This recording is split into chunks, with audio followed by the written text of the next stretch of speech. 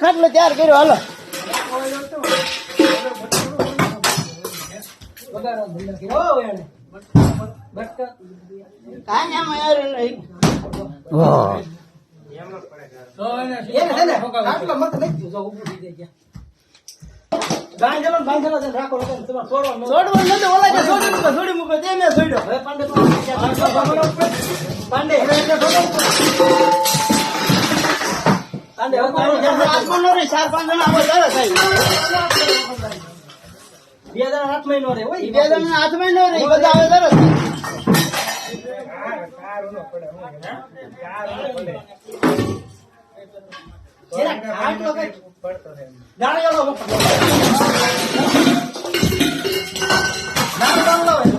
એ તો કહું છું આગળ બાટલો નાખી દો ને પેલા ગળો નાખીને બાંધી ટાંગો બાંગો